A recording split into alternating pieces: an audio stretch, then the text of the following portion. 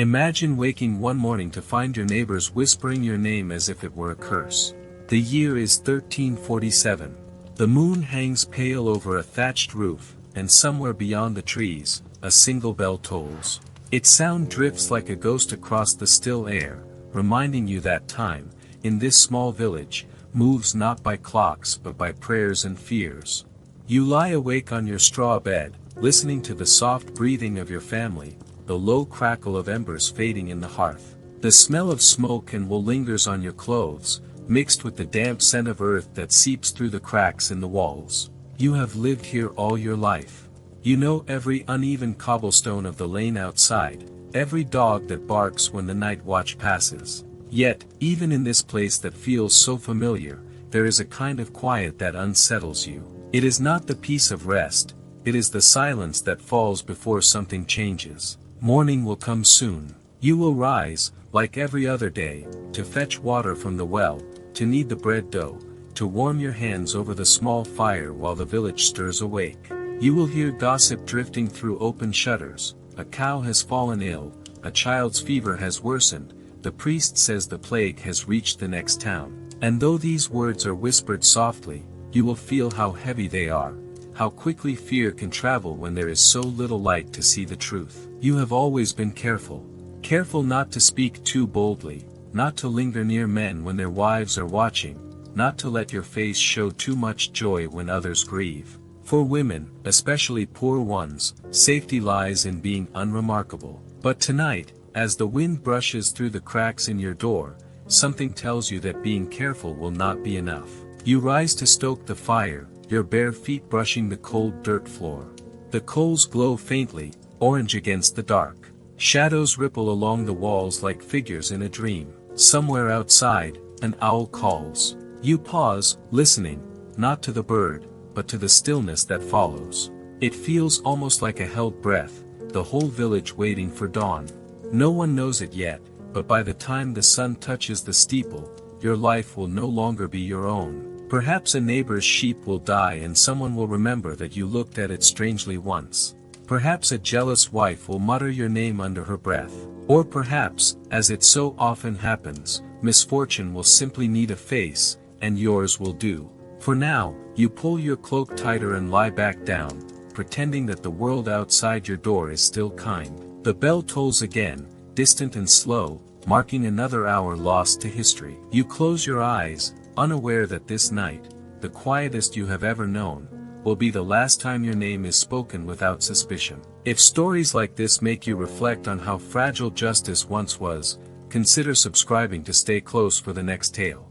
When reason fails, fear finds its scapegoat, and in the Middle Ages, that scapegoat often wore a dress. In the world you live in, truth is not something that can be measured or proven.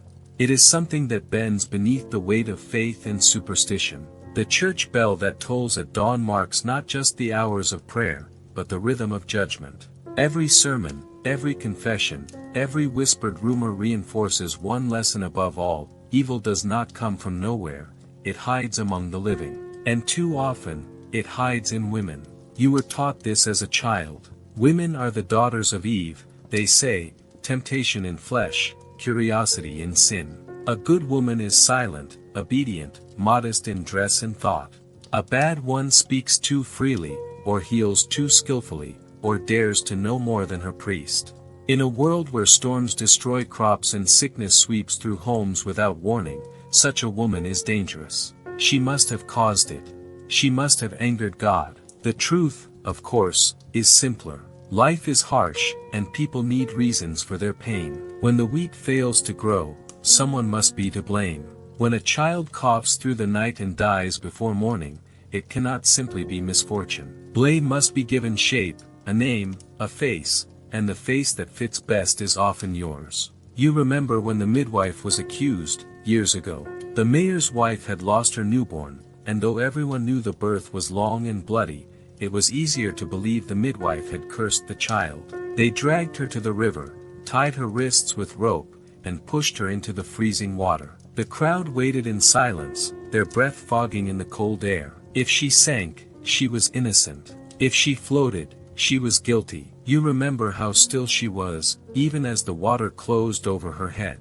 Later, when her body was carried downstream, no one spoke of it again. The priest said justice had been served. This is how law and faith intertwine here. The church teaches that suffering purifies the soul, that pain is proof of divine truth. So when the courts use torture to extract confession, they believe they are saving, not condemning. Iron weights tied to ankles, thumbs crushed in wooden screws, the sting of a whip, these are not punishments, they are tests of faith. If you endure them without confessing, God will protect you. If you cry out, it means the devil has already claimed you. And yet, people rarely question it. Fear is a powerful teacher. You learn to lower your eyes when the priest speaks, to cross yourself at every storm. You learn the stories of saints and martyrs who suffered nobly, and you try to find comfort in their example. But when you see the way men's eyes narrow at a widow who lives alone, or a young woman who tends herbs too well, you understand that holiness is not your shield, it is your noose. The irony is that the same people who accuse women of sin depend on them daily.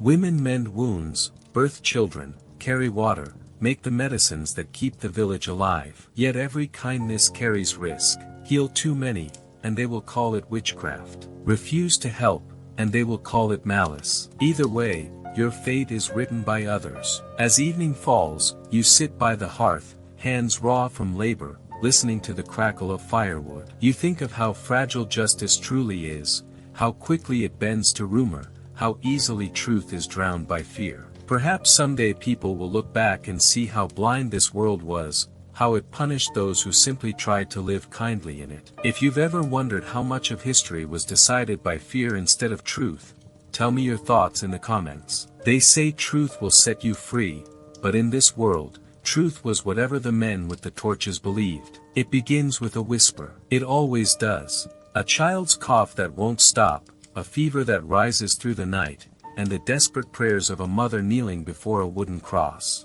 You had been there that morning, offered a salve of honey and thyme, placed a damp cloth upon the child's brow. You'd done it before, for many others. The herbs had soothed and healed, or so people once said. But this time, the sickness did not pass. The child's breath grew shallow, and by dawn, the wailing began. You wake to the sound of it, the mother's cries drifting through the village, sharp as the chill in the air. You pull your cloak tighter and step outside, but already you feel the weight of eyes on you. The same eyes that once sought your help now linger with suspicion. A murmur spreads, carried like smoke. She was with the child, she gave the herbs. Someone mutters that the devil hides in women who meddle with nature. Another crosses himself and turns away. You tell yourself it will fade. Grief makes people cruel, but it passes. Yet as the day goes on, you hear your name more often, spoken too softly to confront, too loudly to ignore. By evening, a group of villagers gathers near the church, their faces half hidden in the light of torches. You see the priest among them, and beside him, the bailiff. When the knock comes, it's not a question. 2 guards stand in your doorway, cloaked against the cold. One reads from a piece of parchment you cannot see, the other binds your wrists. The rope burns against your skin, rough and real. You try to speak, to explain, but your voice feels small against the scrape of metal and the murmurs outside. It's just a hearing, one says. If you are innocent, you have nothing to fear. But you've lived long enough to know that innocence is the one thing no one believes in anymore. They take you to the manor hall, where judgment smells of candle wax and damp stone. The priest sits high above, his shadow stretching long against the wall. He speaks of sin, of temptation, of how even the purest woman can be led astray. Did you use charms? He asks. You tell him no. Did you consort with spirits? Again, you say no. But with each answer, his eyes harden, as though the very act of denying is proof enough. The scribe beside him writes down every word, not as you speak them, but as he hears them, translating fear into guilt. Outside, a small crowd waits. You can hear their murmurs echoing through the wooden doors. They are not here to see justice, they are here for reassurance, that evil can be named, and that it is not them. The trial is brief, as most are. There is no lawyer, no witness in your defense. The midwife speaks, her voice trembling. She says you meant no harm, but the priest silences her.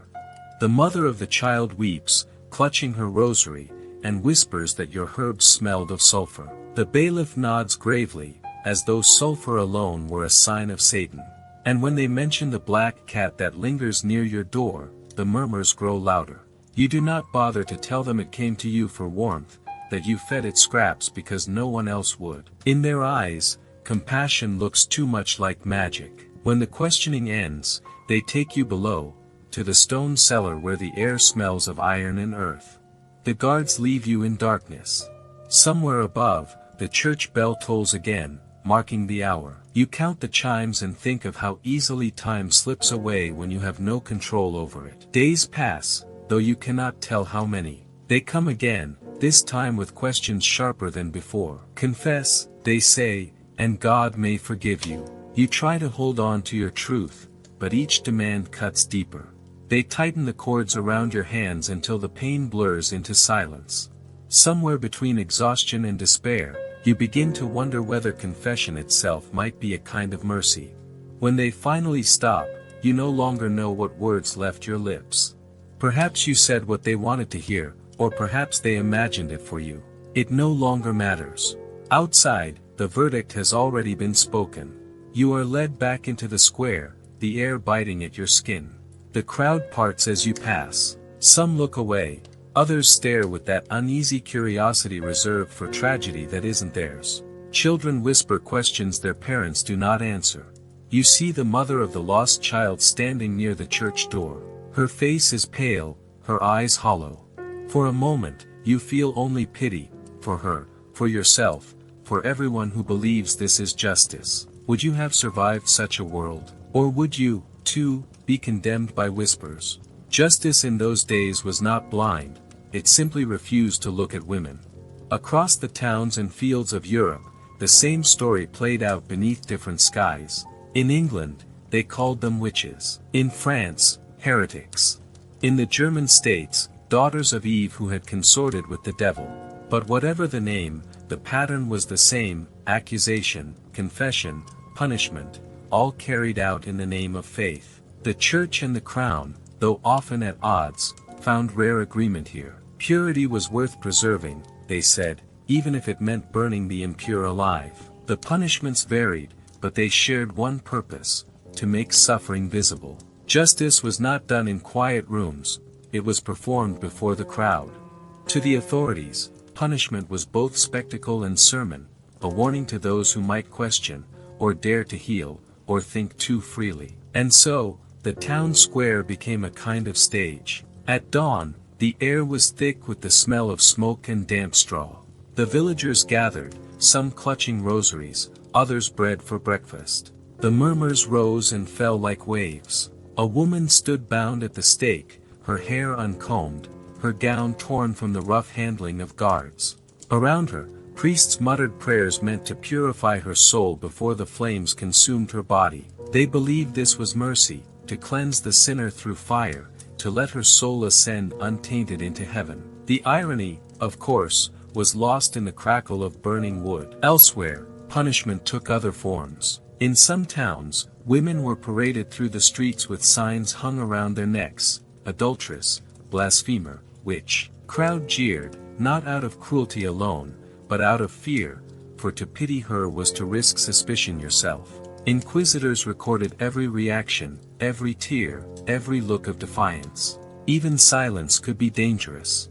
In France, inquisitorial courts claimed to search for truth through questioning, but their truth was already written. The Malleus Maleficarum, a book penned by men of God, declared that women were more susceptible to the devil's temptations, that their very nature made them deceitful and weak. That text traveled faster than any rumor, crossing borders, shaping laws, teaching judges how to see evil in the shape of a woman's shadow. You can almost hear the sound of it, the scratch of quills, the murmur of Latin prayers, the faint sobs echoing through stone chambers. The scent of tallow candles mixed with the iron tang of fear. To the men who wrote those words, it was theology. To the women who suffered under them, it was the sound of history closing its doors. And yet, even in such darkness, there were moments of quiet defiance. Some women faced their sentences with heads held high, refusing confession to the end. Others whispered forgiveness to their accusers, a final act of courage that outlived the smoke. There were priests who doubted, scribes who hesitated, and neighbors who secretly prayed for the condemned. The human heart, even in its cruelty, still flickered with traces of mercy. Centuries later, their stories remain, not in grand monuments, but in parish records, in trial notes scrawled by trembling hands, in songs sung in secret after dark. Each name, each accusation, a fragment of the same injustice repeated in 1,000 villages. They were erased in life, but remembered in whispers. If you believe forgotten voices deserve to be heard again, leave a candle emoji in the comments, a small light for the lost. Their stories end in silence, but if we remember them, perhaps that silence breaks. Centuries have passed since the bells tolled for women like you, yet the echoes have never fully faded. The faces are different now, the laws more civilized, but the pattern remains familiar. When fear stirs, it still looks for someone to blame. It might not be a healer at a well or a widow in the square, but somewhere, someone is still accused for being different, too outspoken, too unknown. If you close your eyes, you can almost hear the same whispers, just softened by time. The tools of punishment have changed, no ropes, no fires, but the questions linger. Who do we call guilty when we are afraid? Who do we silence when truth feels too complicated to bear? History teaches gently, if we let it. The women who were drowned, burned, or shamed did not die for magic, they died for misunderstanding, for the comfort of others' certainty. And yet, in remembering them, we do something rare. We give them back the dignity they were denied. We listen to what their silence tried to say. Imagine if compassion had been stronger than superstition. If mercy had guided judgment instead of fear. How different the world might feel now, not softer, perhaps, but kinder. The past cannot be rewritten, but it can be honored. And each time we remember, each time we speak of them with care, the old injustice loses a little of its power. So let the memory rest, like candlelight flickering against the dark. Let it remind us that truth is fragile, but kindness endures. If this story helped you see history in a gentler light, subscribe and rest easy, more quiet truths await you here.